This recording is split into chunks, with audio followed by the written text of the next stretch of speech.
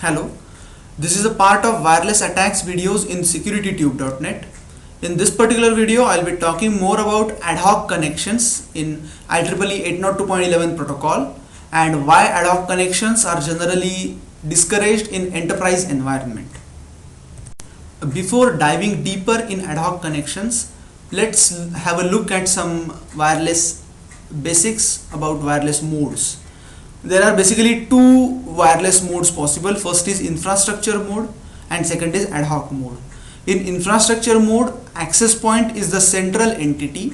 Every station gets associated with the access point to avail any network capability, and SSID, channel, encryption, association settings, higher layer authentication settings, everything is governed by the administrator in the access point itself. So access point is the central entity which keeps track of all the clients associated, etc.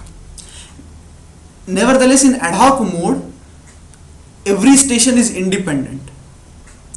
Any station can start the ad hoc network by itself, and what has to be SSID for that ad hoc network, what cell ID is to be used, what is the authentication mechanism, on which channel that ad hoc has to be placed, etc. All these decisions are station centric.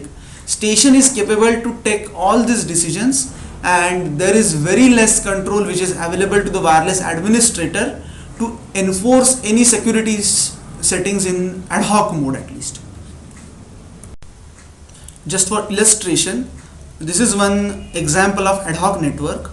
In this particular diagram, all these three devices have established ad hoc network. They have agreed upon SSID and a cell ID so that any wireless device can transmit traffic to any other device.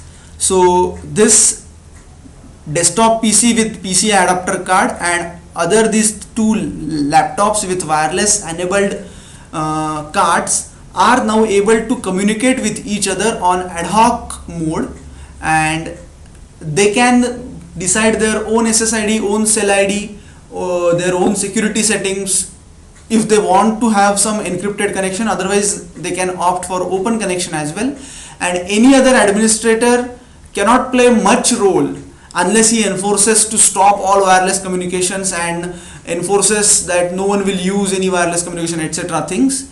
There is very less chances that he will be able to administrate on these ad hoc connections.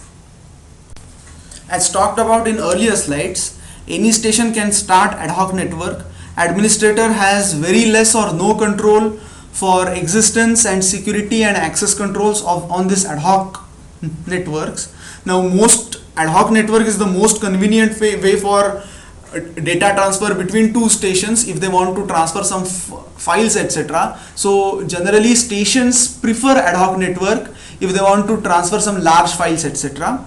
And if this connection is remained up unknowingly probably, then the attacker can exploit this particular situation, so that the attacker will also create one more ad hoc network with the same SSID and with same security settings, and he will enforce this malicious or he will enforce this authorized laptop to get connected with his malicious laptop with malicious intent, and after this enterprise laptop gets connected to this attacker's machine, he can launch any attack on this enterprise laptop, as well as he can launch some attacks on the wireless enterprise network as well, and that's where the security concerns come in.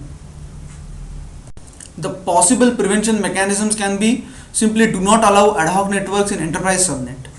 Along with that, the administrator has to conduct wireless audits regularly so that he can keep track on the ad hoc networks, and he can discourage usage of ad hoc operations. If possible, do not allow wireless and wired ports to be used simultaneously, because if wired and wireless ports are being used simultaneously, it's even more threat than an ad hoc network. So do not allow wired and wireless connections using simultaneously. Along with that, do not encourage ad hoc networks in enterprise usage at least. That's it about this ad hoc network video. Feel free to browse other wireless attacks videos on securititube.net. Thank you and happy hacking.